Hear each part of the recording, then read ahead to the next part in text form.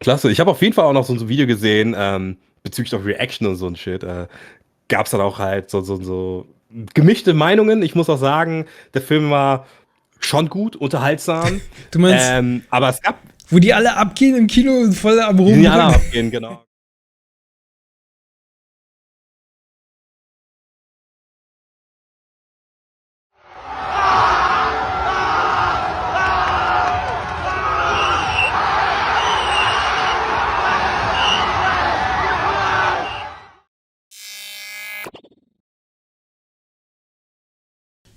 Hallo Leute, wir waren im Kino und wir haben uns One Piece angeguckt.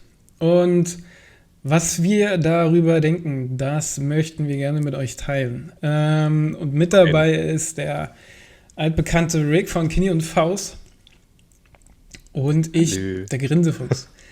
Und ja, wir waren im Kino, wie schon gesagt, und wir würden gerne einmal mit euch darüber reden, so wie unsere Eindrücke waren von dem Film, Mhm. was wir so erlebt haben im Kino. Ne, da waren ja auch andere mit uns im Kino, die haben auch den Film gesehen.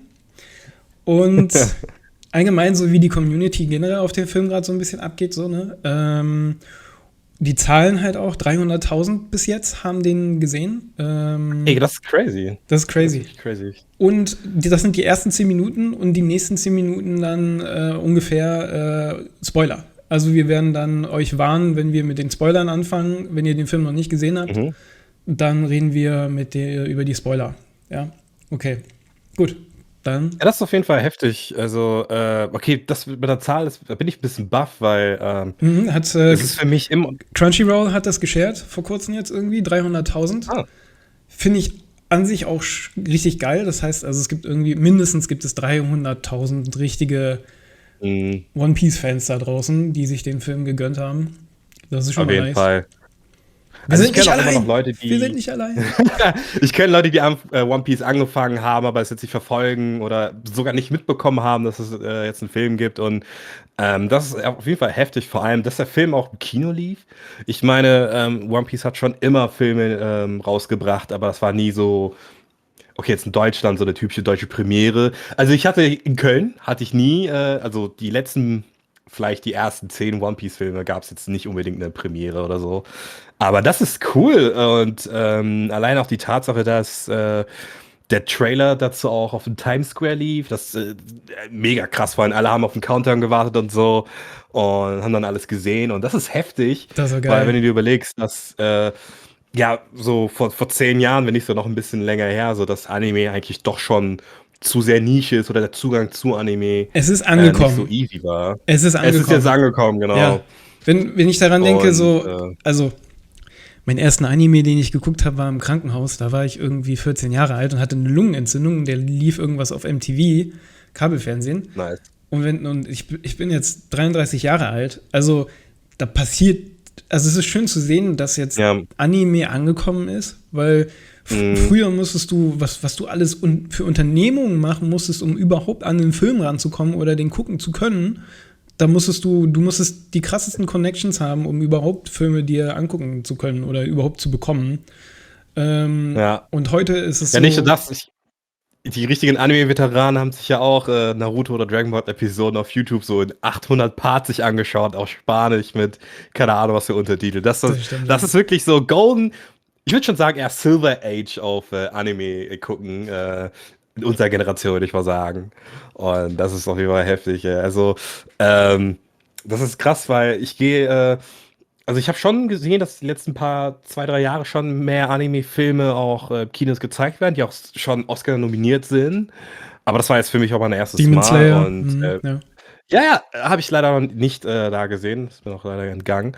Aber, auf jeden Fall krass, weil, dir wird sofort alles gegeben. Du kannst es in der Sprache gucken, du kannst es mit Untertitel gucken, ohne und das ist ganz chillig, weil Allein, dass die Kinos das supporten, dass du die Möglichkeit ja, hast, Mann. was in Originalton mit Ja, Untertiteln zu gucken oder halt mit ja. deutschen Ton. Also, dass halt auch die Vertonung so schnell hinterher ist, dass die ich meine, die Synchronsprecher werden ja auch Nicht nur das, gefeiert. Du hast sie ja auch auf TikTok und so. ja. Das hättest du dir früher halt nicht denken können, aber jetzt hast du's, jetzt kriegst du's. Kannst du Ja, vor allem, das sind auch noch die Original-Synchronsprecher im Deutschen. Also, wenn es um Entertainment geht, bin ich faul und ich gucke schon gerne auf Deutsch. ich verneine es gar nicht, aber ich muss sagen, Die deutsche Stimmen sind Synchro gut. ist halt Die Synchronsprecher ist sind gut. So, vor allem, die meisten sind, glaube ich, auch alle zurückgekommen. Ich glaube, der Einzige, der anders klingt im Deutschen, ist Zorro, weil entweder ist der Synchronsprecher halt hops gegangen oder, keine Ahnung, macht es halt nicht mehr. Aber das ist auch ganz cool, das auch zu sehen, weil ich weiß nicht, ob aktuell noch One Piece außer den Film oder so überhaupt synchronisiert wird. Aber das ist heftig, dass sie sagen, hey, weiß noch vor 10 Jahren, du hast noch die Rolle gespielt, come on. Bei Dragon Ball ist es halt genauso. Ich glaube, der Synchronsprecher selber hat auch darüber gequatscht, so von wegen, wie es ist, wieder in die Booth reinzugehen. Und das ist heftig. Und ja, ich denke, dass auch jetzt hoffentlich auch in der nächsten Zukunft solche Specials oder solche Filme auch wirklich, dass es auch so bleibt.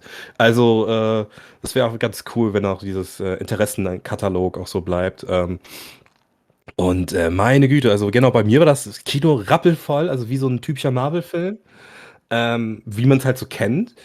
Und da gab es eine lustige Situation bei mir, da war ich an der Kasse, wollte gerade bezahlen, da kam so eine Mama runter, die so, oh, mein Sohn wollte den Film gucken, aber er ist auf Japanisch, er versteht nichts und der ist nicht so schnell mit den Untertiteln. Ich so, Welche Uhrzeit war das? Anfänger. Welche Uhrzeit hast du? Ich hatte, glaube ich, die Zweitvorstellung gehabt, das war so schon um 8. Die Um erste 8. Vorstellung Ja, war ich so hatte auch gegen um 18 8. Uhr, Auch um 8. genau.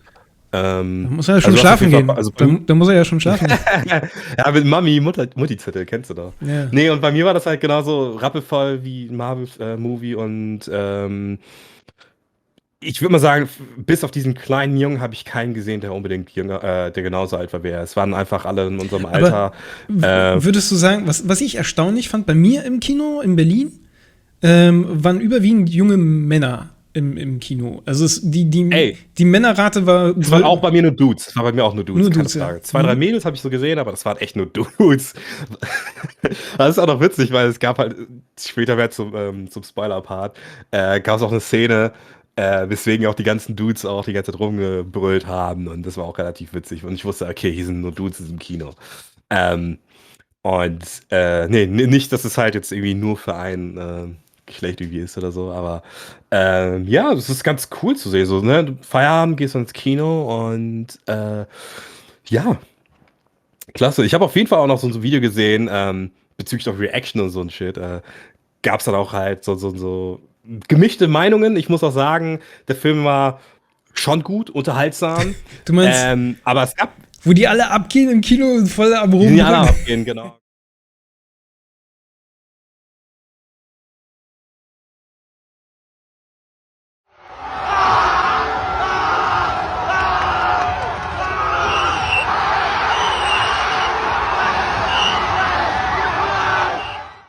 So, und ich denke mir auch so, ey, yo, welche Filme habt ihr gesehen?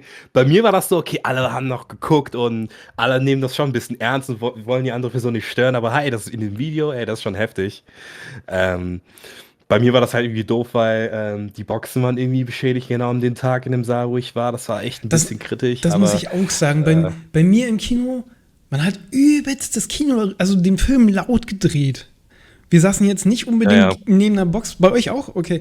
Weil bei uns war es übelst laut und ich so, ja, okay, das ist halt, wie war das, über 40 oder 60% hat der Film nur aus Gesang bestanden und es ist Musik. Genau, ja, das ist. Es ist okay, wenn man es ein bisschen lauter macht, aber Alter, mir ist fast das Gehör weggeplatzt. Ich dachte so, ja, okay, ist schön, dass. Das ist heftig, dass du es sagst, weil bei mir hieß es so, ja, okay, seit ein paar Tagen ist genau in diesem Saal anscheinend irgendwie die Box ausgefallen oder halt irgendwie. Deswegen haben die anscheinend. Kein Wunder. Oder irgendwelche Tiefen. Weißt du, was ich meine? Und deswegen haben die einfach nur lauter gemacht, von wegen, okay, ja, man hört die Stimmen. Also, let's go. Aber ey, dieses ganze Rumgesingen hat dann immer wirklich so genervt. Ey, wirklich, sobald dann quasi Uta, also Hauptprotagonistin, gesungen hat, ey, jeder im Kino, boah, ey, wirklich, Ja. alle, guck mal, wirklich alle. aber das war halt witzig, wie die Stimmung halt wirklich dann sich verändert hat. Am Anfang so alle so voll, ja, richtig, der Song kommt, weißt du, und alle so, boah, voll hyped, Gänsehaut, so, hier, Lysop im Kiss-Outfit und so und voll die geile. Mega cool. Richtig, mega cool. Also, richtig geil. Ja, und dann fängt die kommt der zu zweite singen und Song, alles. dann kommt der dritte Song, dann kommt der vierte Song, dann kommt der fünfte Song und dann so, und sie redet, und da gab es irgendwie Szenen, wo sie ganz normal redet und alle so, bitte nicht singen, bitte nicht singen, sing nicht. Und dann fängt sie an la la la und dann du so, oh nein. Ja. Du siehst so, die ist auf dieser Bühne, auf einmal geht das Licht aus. Ich so, nein! Und als ja, als der Film vorbei war, als ich den Kinosaal verlassen habe, ne, ist ja immer auch interessant, ich höre dann immer so mit ein paar Ohren so mit also ich gehe auch immer ganz langsam raus und höre dann so, was die anderen so noch irgendwie so von dem Film denken und so. Und da war einer so, vor mir ist die Treppen runtergegangen und er so, Mann, scheiße, Alter, ich wollte ein Anime gucken, kein Bollywood-Film. So. ist es ein Musical? Genau. Ja, ein paar andere TikToks gesehen. Kollegen haben mir auch Screenshots geschickt. Ja, schauen wir gerade ein Musical. Ja, ich weiß nicht, ob es halt irgendwie dran liegt, weil, klar, in Japan J-Pop ist super beliebt und so die ganzen, nicht E-Girls, wie heißt nochmal, diese ganzen Idols, das war das. Das ist halt für die ganz normal. Und ich finde auch, dass der Anfang des Films doch sehr typisch wie so ein Idol-Konzert gemacht worden. Keine Frage, die ganze Kultur. Die Musik war gut, die Qualität der Songs richtig gut. Und kann ich mir auch vorstellen, das mal öfters zu hören. Also jetzt erstmal nicht, erstmal Pause. Aber später dann vielleicht, wenn das irgendwie. Jeder von uns wäre dann irgendwie eine längere Pause One Piece und irgendwann droppt mal wieder irgendwie ein Video und dann hört man diesen Song random irgendwo. Safe, du kriegst Gänsehaut. Du kriegst Gänsehaut, weil du dich. Ja. Auch wenn der Film vielleicht jetzt nicht super gut war, aber safe, du kriegst Gänsehaut, weil du trotzdem was damit verbindest. Das ist einfach so.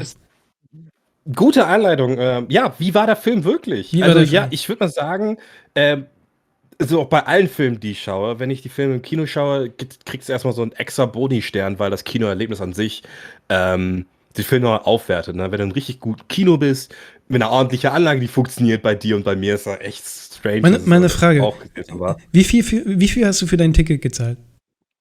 Lustig, dass du fragst. Ich glaube, okay, ich will jetzt nicht lügen. Ich glaube, ich habe 12 gezahlt. 12, okay. Einer Kollege hat 17 gezahlt. Okay. Ich hab 12 gezahlt, ja, auf jeden Fall. Ich habe 15 gezahlt. Und was ich richtig krass fand, war, aktuell, also es ist gerade noch Angebotsphase bei mir im Cinemax, keine Ahnung. Und da steht vorne an der Tür, jeder Film 5,90 €. Und du denkst dir so, ja, okay, One Piece-Film 15 €, aber das ist normal bei Animes. Lizenziert. Das ist halt du zahlst drauf. Weil ich glaube, die Kinos müssen, ich habe keine Ahnung, ich glaube, die Kinos müssen auch noch was dafür bezahlen, um den überhaupt senden zu dürfen. Und damit sich das rentiert und die Kohle machen, müssen sie es ein bisschen teurer machen. Ja, nicht nur das, die meisten Kinos verdienen ja eigentlich weniger an den Tickets, sondern mehr an tatsächlich Popcorn und den ganzen anderen Snack-Krams. Aber das ist ein Thema für ein anderes Video. Was ich eigentlich sagen wollte ist, genau, bezüglich meiner Meinung zum Film. Der Film war okay. Dann nochmal plus Kino, weil ich es im Kino geschaut habe, war da gut. Ich persönlich muss sagen, ich weiß nicht, ob wir jetzt spoilern. Sollen wir spoilern? Irgendwie können wir mit Spoilern arbeiten. Fangen wir jetzt schon an zu spoilern? Ich würde gerne schon über die Handlung reden.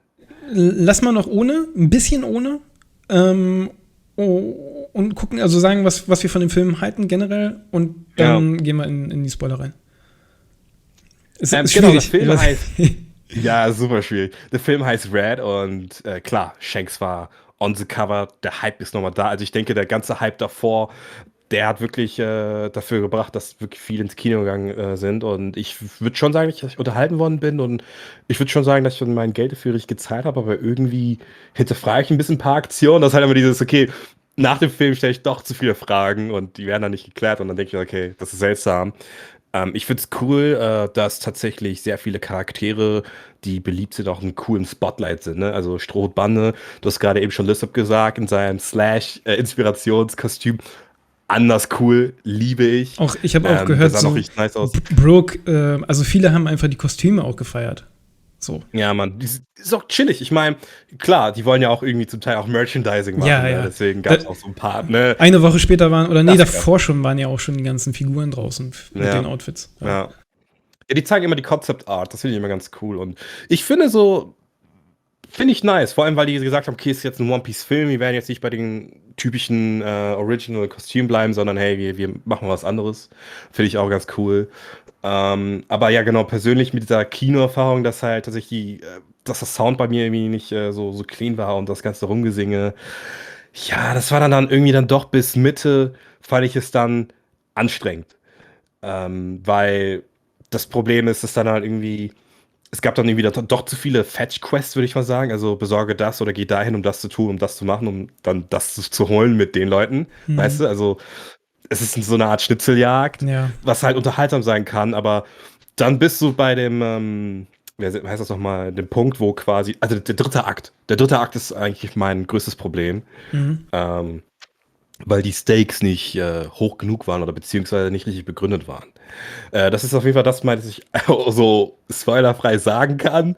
Ich persönlich könnte Film erstmal in den nächsten paar Monaten, könnte ich erst wieder gucken, aber Ja, so geht das Witzige ist, ich bin in den Film reingegangen, mein Kumpel saß neben mir und ich habe so gesagt so, Digga, ich werde auch noch mal reingehen, werde ihn noch mal ein zweites Mal gucken.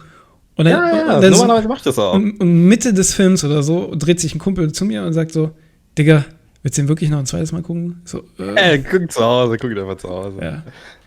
Das ist halt wirklich so. Also, ich versuche es jetzt auch mal spoilerfrei. Gesang fand ich an sich, also ich mochte die Musik, ich fand es eigentlich ziemlich nice, aber das war zu viel. Es war zu viel. Aber man muss auch sagen, der Film basiert ja auf Gesang. Also der ist ja, die ganze Insel, es handelt eigentlich nur um Musik und sie hat diese Kraft und so. Also ist plausibel. Also es macht natürlich Sinn, dass sie dann halt auch singt natürlich. Ja, es ist etwas schwierig. Also, als ich die Trailers mir angeschaut habe, war es nicht so, habe ich nicht gedacht, dass es so gesangslastig ist. Es ist fast wie ein Disney-Film gewesen auf einmal. Das stimmt, ja. Das, Aber und, animationstechnisch ist der sehr, sehr stark. Also ich hab mich mal eine ganze Weile lang mit Animationen und Animieren und Charakterdesign und so beschäftigt und habe auch mal selber versucht zu animieren. Und das ist nicht einfach. Und ich muss sagen, die Qualität der Animation, top-notch. Also richtig gut. Das kann man auf jeden Fall sagen. Und ja, ich denke auch, dass One Piece, dass das Franchise an sich so ab 2018, 17 so um den Dreh auch, da gab es auf jeden Fall einen Shift. Und da haben die nochmal gesagt, okay, jetzt gehen wir doch 2 weitere Schritte nach vorne. Und haben dann auch zum Teil auch so eine Art eigenen Stil für sich entwickelt. Was auch super zu bemerken ist. So geil. Das stimmt. Das ist echt heftig. Aber man muss auch sagen, guck mal, auch andere Anime haben einen eigenen Stil entwickelt. Und dann, wenn du zum Beispiel, du kennst es ja, wenn du einen Film oder ein Anime guckst und du drückst einmal auf Pause. Und der Frame ist dann da. Und an dem Frame kannst du dann sehen, wie gut die Qualität ist. Du siehst ja dann, ob denn noch Charaktere im Hintergrund noch ihr Gesicht haben oder nicht. So. Ja, genau. Und das meine ich halt mit guter Animation. Also der Anime an sich, wenn du da Pause drückst, dann. Ich will mich nicht so weit aus dem Fenster legen. Es gibt bestimmt irgendwo auch ein paar Frames, halt, die einfach kacke aussehen. Aber der hat wirklich Qualität gehabt. Du darfst theoretisch gesehen niemals Pause drücken. Ich glaube, es gab auch so ein Meme von wegen Never Stop an Episode of Naruto. Und du siehst dann einfach, der Typ taucht noch mal selber auf, aber in einer anderen Farbe und so. So richtig komisches Gesicht und so ein Shit. Ja, es ist halt, ist okay. Aber bei diesem Film war das nicht so.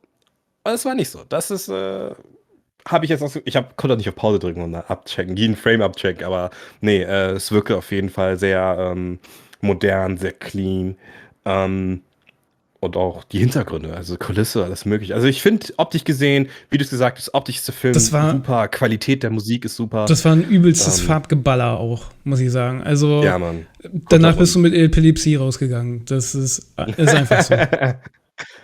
Classic. Okay, dann gehen wir mal in die Spoiler rein.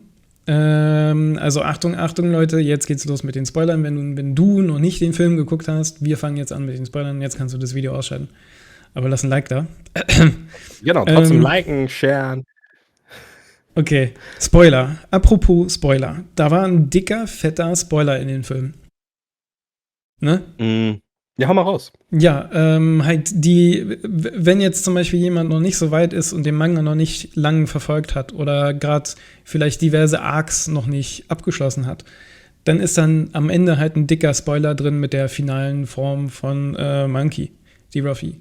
So, ja, das ist schon mal, also das fand ich schon mal ziemlich heftig. Aber dann muss man, das ist dann die Gefahr, die du eingehst. Also dir sollte dann schon bewusst sein, so wenn du da in den Film reingehst, vielleicht, also man will sich ja vorher nicht informieren, weil man will nicht gespoilert werden. Aber auf der anderen Seite, wir wissen jetzt, also du hast mir das erklärt, der Film ist nicht Kanon. Das heißt, Er ist Also, es ist jetzt noch nicht abgekapselt. bestätigt worden, genau. Okay. Das ist, die Hauptstory angehört, sagen wir mal so. Okay, also er ist abgekapselt von der Hauptstory. Das heißt, was da drin passiert, hat eigentlich keinen Effekt auf den voranschreitenden Manga oder Anime, je nachdem. Genau, ja. Ja, und das ist an sich ja, das ist cool.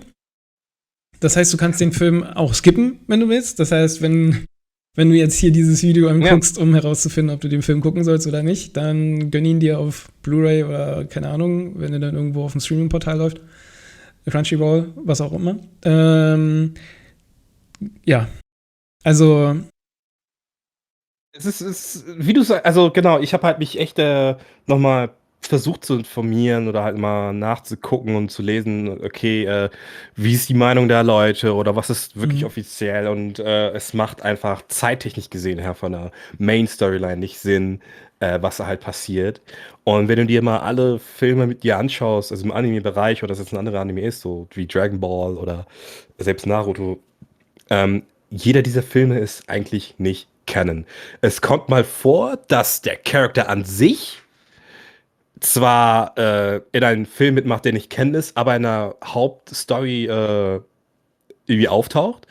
Zum Beispiel war das Strong nicht, World von One Piece. ja, Ja. war das nicht, ich glaube bei Demon Slayer, korrigiert mich Leute, schreibt es einfach in die Kommentare, ich weiß es nicht. Ich glaube Demon Slayer, da gab es einen Film, der war relevant. Also der war, Ja, das ist mittlerweile auch der moderne Trend, dass man sagt, okay, hey, Handlungsstrang ist in einer 20-Minuten-Folge nicht zu machen, lass uns doch einen Film draus machen. ich glaube nur früher, Das kann auch sein. der Trend geht dahin, dass sie mittlerweile mehr oder weniger relevant werden, weil Genau.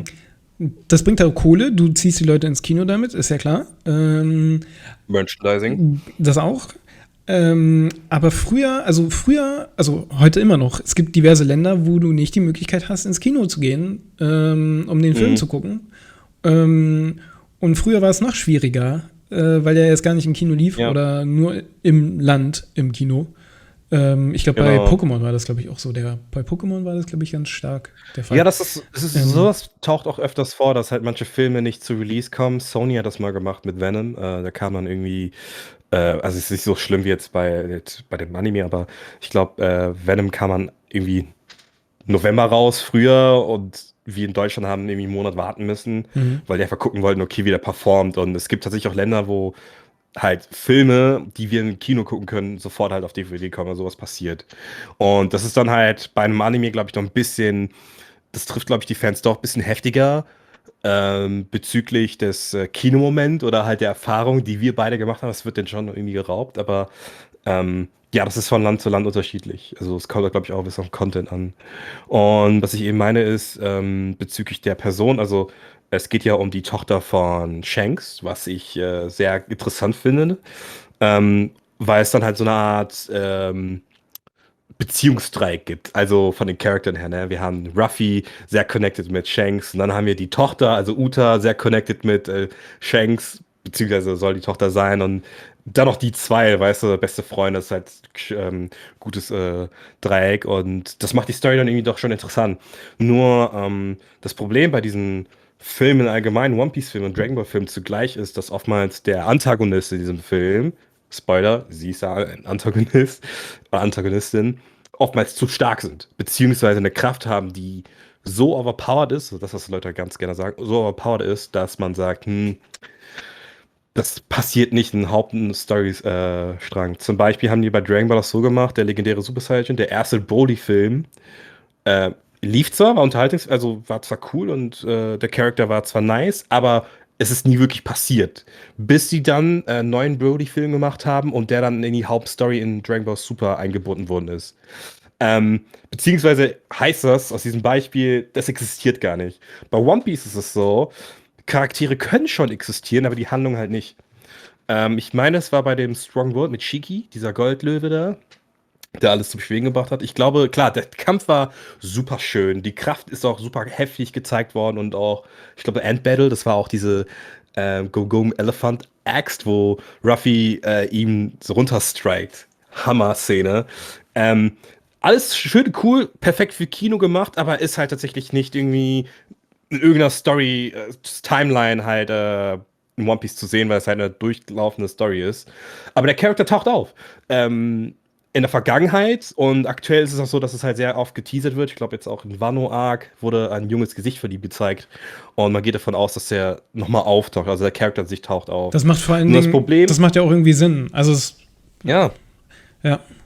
wenn der Charakter Aber gut geschrieben ist Aber warte mal, und wird beliebt, denn, why not? mal eine blöde Frage, aber wird denn ein Anime oder ein Manga, wenn dann später dann der Charakter doch nochmal irgendwie auftaucht, wird dann der Film nicht nachträglich dann doch storyrelevant? Weil man ja den Charakter irgendwie kennen sollte? So? Eigentlich schon, oder?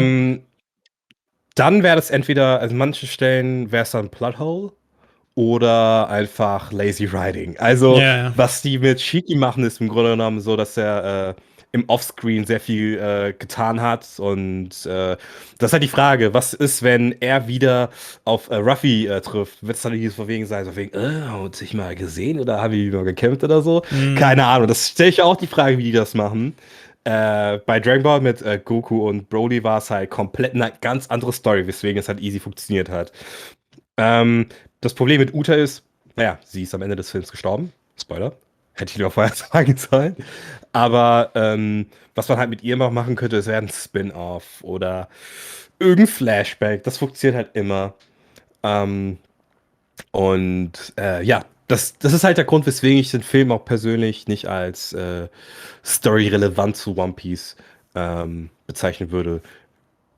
Einmalige Story finde ich super unterhaltsam, aber hat keine Gewichtung auf die Hauptstory. Gab es etwas, also das ist ein Spoiler, ich kann ja mal anfangen. Also gab es etwas, was dir ganz besonders an dem Film gefallen hat? Bei mir war es die Tatsache, dass Lysop mit seinem Vater reden konnte. Oh ja, Das oh ja. fand ich einfach ziemlich nice. So. Ja, nicht nur, dass sie geredet haben, sondern zusammen koordiniertes Arbeiten, ne? Also bezüglich der Teams. Das ist mega cool. Das ist, ja, der Apfel fällt nicht weit vom Stamm halt, ne? Wie man sagen würde. Ja, mega coole Szene. Was fand ich nice?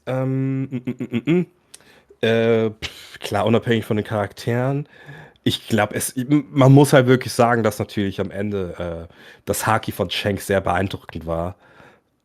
Ich glaube, für einen Film over the top perfekt eingesetzt. Ich hoffe, dass wenn Shanks wirklich mal seinen richtigen Auftritt im Anime haben sollte oder im Manga, ich hoffe, dass es kommt dem sehr Ich gleich. musste sagen, vom Storytelling her hatte ich ganz kurz Angst, dass Shanks böse ist. Da gab es Ja, das wäre sehr misleading, ne? Also Ja. der Film hieß schon Red und ich dachte mir, okay, yo, es geht um ihn und da war ich auch ein bisschen baff, Ja. weil Und das ist jetzt das ist ja für die Spoiler-Geschichte, also ganz ehrlich, ich finde Charakterbuilding finde ich immer ganz wichtig und dass du den Charakter, Ja. dass, wenn du dich in den Charakter hineinversetzt, dass seine Handlungen plausibel sind und so. Und bei Uta, das Alter, die muss Borderline haben oder keine Ahnung, die ist echt die ist einfach so, ich liebe meinen Vater, ich habe keinen Bock und also du sagst, ja, das ist what the. Das meine ich. Also die Story hätte, ich sag mal so, der Film funktioniert gut, weil einfach jeder irgendwie, jeder hat seinen Charakter mal gesehen, aus jeder Epoche. Am Anfang des Films hat man irgendwie noch die halben Insel gesehen, aber in High Definition. Das ist heftig, das ist cool. Und du hast eventuell Favorite-Protagonisten, Favorite-Antagonisten. Du hast die einmal irgendwie mal gesehen, ob es im Hintergrund war oder in Action. Wie ein Charakter, ne? Bei mir war ein Dude im Kino, der hatte ich glaube, der hatte so eine weiße Wollmütze auf, die war so ein bisschen größer als sein Kopf, so. Da hat sich auch jeder hat sich gefreut hinter ihm, der hinter ihm gesessen hat und die Untertitel lesen musste. Aber was der voll gefühlt hat, war, da gab es eine Stelle im Film, wo Robin sich in ihre große Form verwandelt hat. Und da war sie ganz kurz ein bisschen so, konnte man ein bisschen was sehen und der Dude so hat so voll laut und hat auch noch so sein Smartphone an und hat dann noch so auf die so auf die Leinwand das aufgenommen. Ist so, okay, Bro. Okay. Interessant. Ja, ey, du, wie gesagt. Jeder hat seinen Lieblingscharakter. Lieblingscharakter. Ja, genau. Charakter. Für mich war das zum Teil zu viele Charaktere. Ich glaube, die Story, die sie erzählt haben, hätte auch mit weniger Charakteren funktioniert, weil am Ende des Films war das halt so, okay, die haben gegen einen Dämonenkönig gekämpft.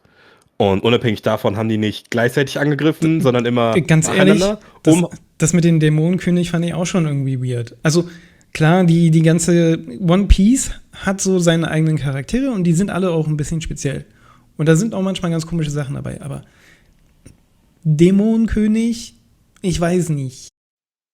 Ich denke, glaube ich, auch noch, dass es, ich würde mal sagen, dass es eventuell auch ein Übersetzungsfehler sein könnte. Gut möglich. Weil ich glaube, in Japan, was Mythologien angeht, ist Dämon und ein Engel und so weiter, ist eine ganz andere Hierarchie, wie jetzt bei uns im Westen, würde ich jetzt noch mal sagen. Ja, böse Wenn du dir Geister. mal andere Animes anschaust. Genau so. Und es gibt halt ganz andere Reihenfolgen, was so Sachen angeht. So Goblins, dann Dämonen, dann kommt noch so ein super Ding da halt drüber. Und ich glaube, wir haben halt in One Piece die Teufelsfrüchte, dann gibt es halt den Dämonenkönig. Da habe ich kurz gedacht, Moment, warte mal kurz. Wäre das nicht dasselbe? Aber nein, es ist einfach anders betitelt, höchstwahrscheinlich japanisch oder anders geschätzt.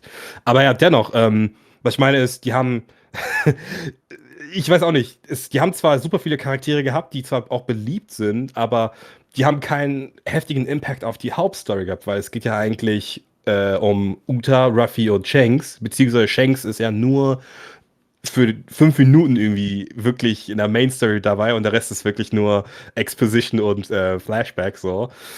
Und ja, irgendwie macht es dann halt irgendwie doch nicht so, weißt du, dann sind schon die Stakes da, wir gehen schon richtig so eine Achterbahn hoch und dann war der Hauptgrund irgendwie so nichts aussagend. Von wegen, ja, okay, ich hasse Piraten, ich hasse meinen Vater. Dann wird die Wahrheit entdeckt, was wirklich passiert ist mit der Tragödie und sie war quasi schuld. Und dann heißt das so, ja, okay, by the way, ich wusste es, Ja, aber was soll ich denn tun außer singen? Und ich dachte mir auch so, Ja. hey, yo, what the F? Das hat mich so zerstört. Geopfert, so. ich Genau, glaube, spätestens so, jeder im Kino hat dann gedacht, so, was gucke ich mir hier eigentlich an? Was geht denn hier Genau. ab, Alter? Und genau in dem Moment war es mir dann für einen kurzen Moment egal, weil es dann halt direkt zu Action geschiftet worden ist. Und Ja. offensichtlich war das ganz gut geplant. Also, ja, coole Action, Aber storytechnisch gesehen. das ist, her. guck mal, wir sind vielleicht sind wir auch nicht mehr die Zielgruppe, wir sind zu alt, wir sind damit aufgewachsen, weil als dieser Moment kam, so, alle greifen zusammen an, wir müssen uns koordinieren und so, da habe ich dann wieder so Erinnerungen, Flashbacks, so von damals Digimon, glaube ich, erste Staffel, da gab es auch irgendwie einen Gegner, da mussten auch, der hat die Tokio angegriffen und dann mussten die alle gemeinsam Ach so, ja, genau, die mussten ja gleichzeitig. So. Ja. Ja, und ich dachte so. Ja, nicht nur das, die haben ja nicht mal gleichzeitig angegriffen. Also es gab dann einen Moment am Ende, wo gleichzeitig angegriffen wurde, aber wie gesagt, zu viele Charaktere, aber das ist jeder typische, hat einzeln. Hype-Ding, dieses so. Ja, so Empowerment. Das ist genau wie Dragon Ball, alle halten ihre Hände in die Höhe und spenden Energie zu Son Goku. Also es war so ein bisschen so. Nein, warte, ganz andere Szene Dragon Ball. Hast du jemals Dragon Ball GT geschaut? Ich glaube, das waren die ersten 10 bis 20. Okay, jetzt übertreibe ich vielleicht maßlos. Es gab auch eine Szene, wo die, glaube ich, in diesem Roboter drin waren. Ich weiß nicht, wer ganz genau, aber es war auch so für wegen, hey, um den Roboter zu zerstören, musst du quasi gleichzeitig die Kamehameha machen, um halt ihn zu zerstören. Und irgendwie fand ich das auch so, Moment, ey, yo, habt ihr das in Dragon Ball einfach kopiert so? Nee, ich glaube, das ist so ein typisches Hype-Ding. So, das ist dieses, da geht man auf die emotionale Schiene irgendwie, so, alle müssen jetzt nochmal ihre Kräfte sammeln und so. Also, ja, das ist genau das, was man. Ich weiß auch nicht. Es ist, also wie gesagt, im Großen und Ganzen, ich will mich auch nicht irgendwie widersprechen. Also ich fand den Film trotzdem gut, aber es ist dann halt, das sind genau diese Fragen, die ich mir gestellt habe. Hat es Sinn gemacht, dass so viele Charaktere da waren? Warum haben diese Gorosei, saßen die da und haben angefangen zu schwitzen? War das wirklich so krass? Ist ihre Teufelsfrucht wirklich so heftig? Was hat Shanks gemacht? Warum heißt der Film Red, wenn es nur um Singerei geht und so? Es gibt halt Filmentscheidungen, die ich irgendwie nicht verstehen kann, aber irgendeiner in diesem Pitch-Meeting-Raum hat einfach gesagt, yeah, let's do it. Auf jeden Fall. Und manche Handlungen mussten einfach nur passieren, damit der Film auch passiert, sonst wäre das in 3 Minuten vorbei. Ich mach auch gleich den Abschluss. Was ich noch interessant fand zum Schluss, da hat man ja versucht noch zu erklären, ob es wirklich seine Tochter ist oder ob es einfach nur ein Findelkind ist. Aber das ist irgendwie offen gelassen, weil du hast sie dann in der Kiste. Er macht die Kiste auf und dann liegt sie ja da in der Kiste. Ja, und es hieß ja, dass er die irgendwo ja, halt gefunden hat. Und sie hat rote und weiße Haare. Und Wenn man jetzt mal überlegt, Piraten. Er hat ein Lotterleben, er geht irgendwo auf eine Insel, hat seinen Spaß und haut wieder ab. Ich verstehe. Da kann auch eine Frau dabei sein, die sagt so, nee, ich habe keinen Bock, mich jetzt um das Kind zu kümmern. Du musst jetzt Verantwortung tragen. Ich schmeiß dir das in den Schatz. Ich schmeiß dir das in den Schatz. Schmeiß dir das in den Münzen. Genau. Das heißt, es kann tatsächlich sein Kind sein. Also es ist nicht nur ein Findelkind. Es kann wirklich sein. Selbst wenn es wirklich seine Tochter blutlinientechnisch gesehen ist. Es macht keinen Unterschied. Es wäre nur interessant, wenn man sich dann Flashback-technisch gesehen sich nur auf Shanks konzentriert. Das wäre interessant. Weil bei One Piece, es geht immer um die nächste Generation. Es geht immer um die nächste, wer ist der Nachfolger, wer erbt was, wer kriegt das, weil weißt du, auch noch heftig ist, vielleicht ist es Plot, auch relevant für den Plot. Fandest du nicht, dass irgendwie man zu viel über die Teufelsfrucht von der Uta kannte und über den Dämonenkönig? Das sind tatsächlich sehr viele Informationen gewesen für das erste Mal, dass sie halt gegen die gekämpft haben. Woher wissen die das? Wo kommen diese Regeln her? Wer hat diese Regeln aufgeschrieben und wer hat es die Regeln weitergesagt? Das macht keinen Sinn. Aber klar, wenn man weiß, im One Piece-Universum, ja, stimmt, es gab immer irgendwie einen Teufelsfrucht-Nutzer, der es auch mal geschafft hat, das so und so zu machen, macht das Sinn. Aber schon heftig. Ja, um den Dämonenkönig zu besiegen, müssen wir gleichzeitig von der realen Welt in der Dingenswelt. Ist das schon mal passiert? Was? Also, das ist halt auch so eine Sache und hey, meine Güte. Geile 5 Minuten mit Shanks, macht eine Stunde draus. Ja. Macht es Canon. Leute, um das zum Abschluss zu bringen, ne? Wir werden älter, wir werden One Piece-Fans bleiben, wir sind damit groß geworden. Wenn ihr enttäuscht seid oder wenn ihr traurig gestimmt seid, weil ihr mit großen Erwartungen in den Film reingegangen seid und das ist irgendwie nicht so toll gewesen, denkt dran, das Ganze ist eine Industrie. Man will Geld damit verdienen. Es ist normal, dass ein großes Franchise einen Film bekommt. Das ist so heutzutage gängig. Viele Dinge würde es gar nicht geben, würden wir als Fandom gar nicht existieren und dafür Geld bezahlen. Sieht es vielleicht irgendwie an als einen schönen Kinderfilm, weil wir werden immer älter. Und ich glaube, der Macher, Ishiro Oda, wird auch älter, aber... Ja, der will Feierabend machen, der will über 10 Stunden schlafen, wenn es geht. Genau. Gib ihm einfach das Geld und komm.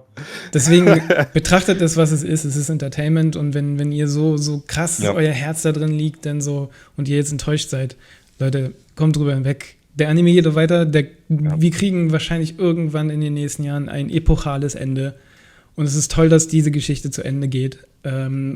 Gucke, es gibt Fans da draußen, die sind Berserk-Fans und Berserk kriegt, glaube ich, es steht nicht fest, ob es ein Ende bekommt. Wir können uns glücklich schätzen, dass wir da jemanden haben, der jung angefangen hat, der das Ding zu Ende bringen wird, hoffentlich. Und es kommt keine Komplikationen. Ich klopfe mal auf den Tisch. Ja, wir können uns glücklich schätzen, dass wir die Möglichkeit hatten, mit sowas groß werden zu können. Und auf jeden Fall. Und dass das jetzt weitergeht. Also, das ist ein Tropfen auf den heißen Stein. Wir haben ein richtig geiles Franchise. Wir sind alle Fans und ich feiere das und freue mich auf das, was kommt. Ja, okay. Amen! Amen! Na dann, haut da. Bis dann!